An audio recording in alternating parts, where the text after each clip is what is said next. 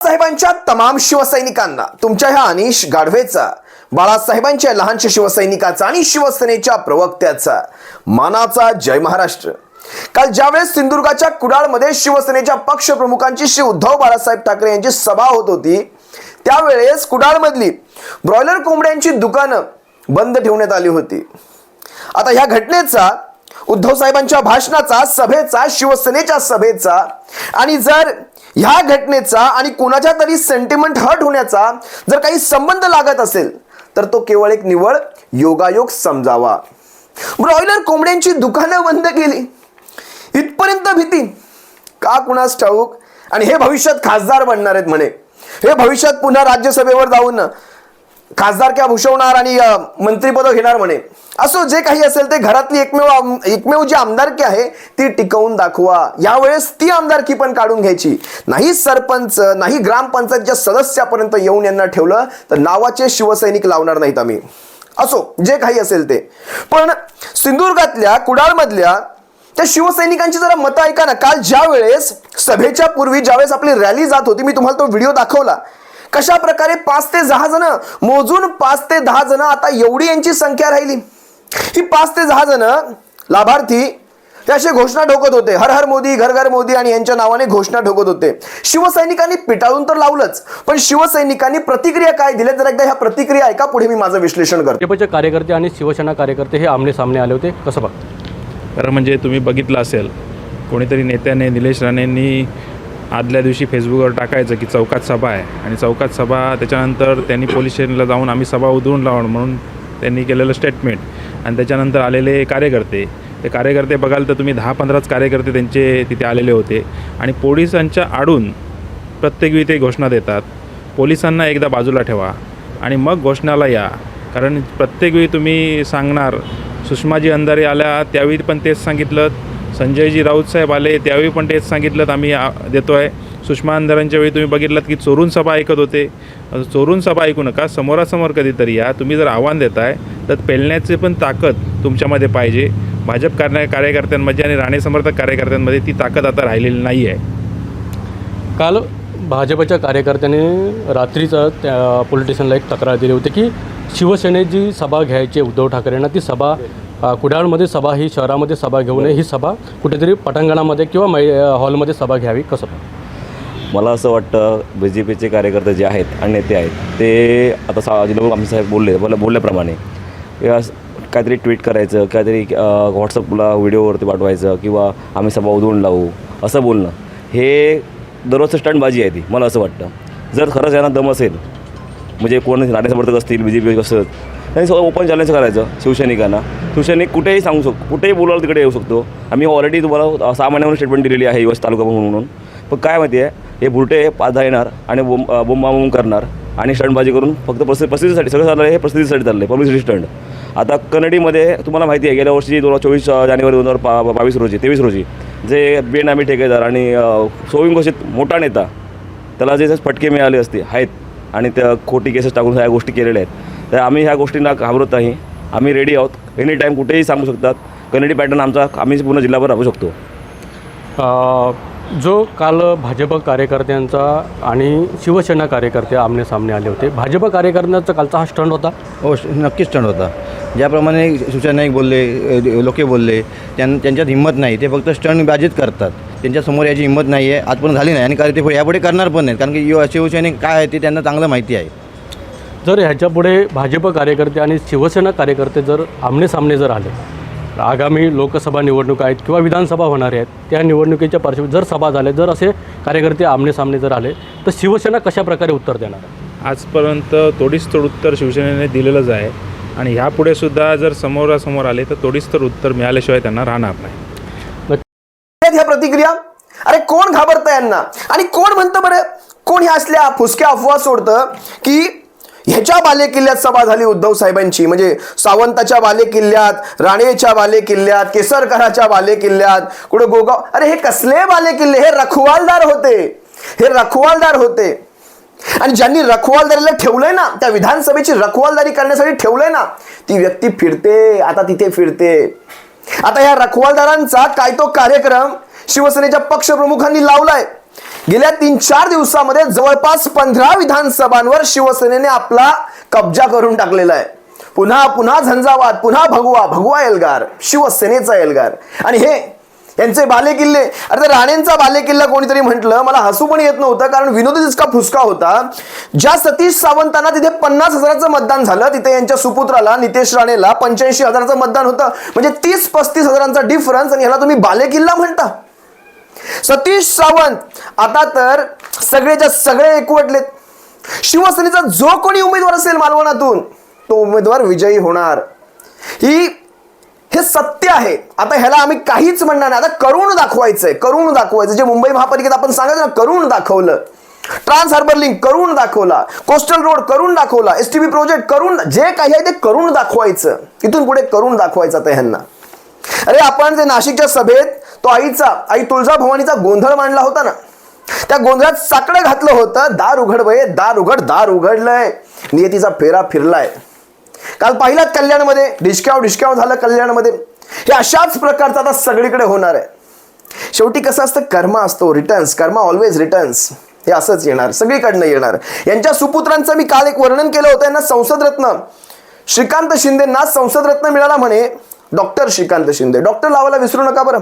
Doctor Shrikant शिंदेंना संसद रत्न मिळाला. कोणीतरी मला माझ्या कमेंट्समध्ये प्रश्न विचारला, मी त्यांचं नाव घेऊ इच्छित नाही इथे खुल्यामध्ये. प्रश्न असा विचारला की ह्यांना हा संसद रत्न कशाबद्दल मिळाला नेमका. अहो असा प्रश्न तुम्ही कसा करू शकता. जरा विचार करा. प्रश्न असे प्रश्न विचारण्याआधी थोडा विचार करा की तुम्ही काय प्रश्न करताय. आता तुम्ही ऐकलं असाल, अथक मेहनतीनंतर इतक्या पाठांतरानंतर सबंध 4 ओळींची हनुमान चालीसा वाचली आहे. तीही संसदेमध्ये. संसदरत्न भेटणं स्वाभाविक आहे. सबंध 4 ओळींची हनुमान चालीसा अथक परिश्रमानंतर वाचल्यानंतर संसदरत्न भेटू नये. भेटायलाच हवा. तुम्हाला ह्या गोष्टी माहीत असायला हव्या शिवसैनिकांना. असले पोकळ प्रश्न काय विचारताय. संसद रत्न नाही, त्याच्याही वरती जाऊन एखादा रत्न असेल तोही देऊन टाकावा. या अशा प्रकारचं वातावरण सध्या देशभरामध्ये आहे. रत्नांवरून आठवलं, सध्या अटल बिहारी लालकृष्ण अडवाणीजींना भारतरत्न जाहीर झालाय म्हणे. स्वागत करतो आम्ही या निर्णयाचं. भारतरत्न जर लालकृष्ण अडवाणींना देत असाल तर कुठेतरी वाटली असेल मनामध्ये, जनाची नाही तर मनाची, ज्या राम मंदिर आंदोलनाला यांनी हायजॅक केलं स्वतःच्या नावावर, त्याचे खऱ्या अर्थाने ज्यांना तुम्ही भारतरत्न देताय ते होते, त्या सगळ्याच्या मागे ते होते. असं जे काही असेल, देर आहे दुरुस्त आहे, तारीफच करूयात. आम्ही स्वागत करतो. मी तुम्हाला आणखी काही गोष्टी सांगतोय, लक्षात घ्या शिवसैनिकांनो. मी 2 आमदारांची तुमच्या सर्वांसमोर नावं घेतो आहे. राजन साळवी आणि काही वैभव नाईक. हे शिवसेनेचे कोकणातले वाघ. भास्कर जाधवही आहेत.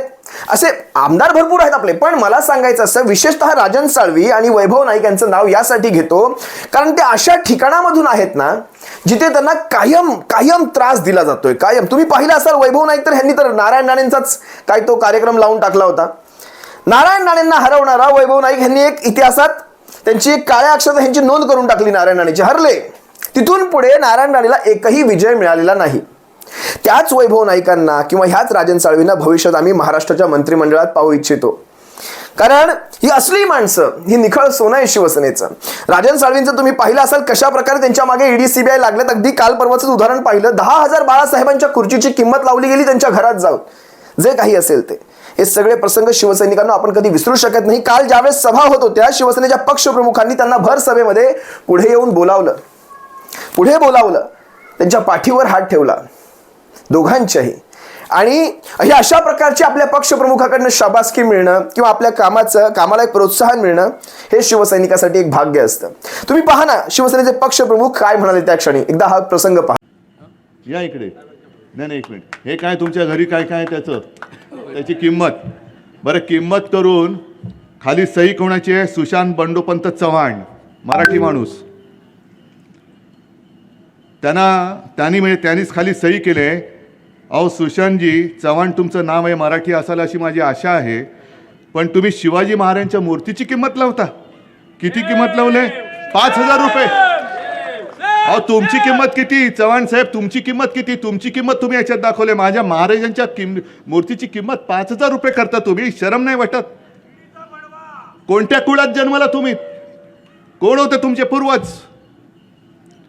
म्हणजे नालायक माणसं किती असतात. महाराजांच्या पवित्र, ही महाराजांची मूर्ती आहे, ती महाराजांची मूर्ती आहे, त्याची किंमत 5,000 रुपये.